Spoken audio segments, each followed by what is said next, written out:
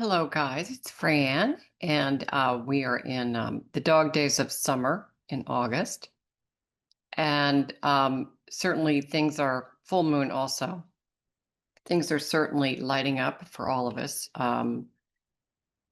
You might find that things don't work correctly, like computers, like people missing appointments, people forgetting. The overwhelming energy is pretty big. So remembering to be present, grounded, and you've heard that 1,000 times. So, what does that mean to really be silent inside yourself and find the time and the space and the energy that draws your energy back in. So, for instance, even if you're walking, just be aware of your body, how it's moving. Let all the drama go.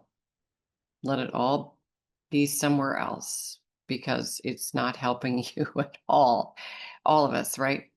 So just think about those dog days of summer and find laughter, find some joy, find some peace, but know that whatever you're working on is part of that new creative energy, and that you are building something slowly, but it will manifest. So part of this time period is to rest in that new energy and find that creative self. So I wrote this a while ago, and I'm in Michigan right now, and there's always some beautiful birds and eagles here. And I thought I'd read this. I wrote this a while ago. So here we go.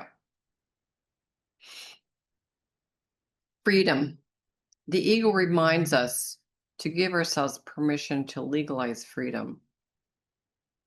Soar in the creative energy and let it embrace you. Use your breath to foster more freedom in your body, mind, and heart. Reconnect with the element of air. Release the emotional drama that stops the flow of energy. Allow water to flush out any impurities, old identities, and create space for new beginnings. Feel the earth, ground, support, and balance the changes your body, mind, and heart are making.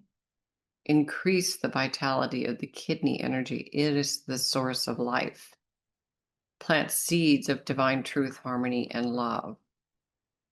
So this full moon is also in Aquarius, and that's all about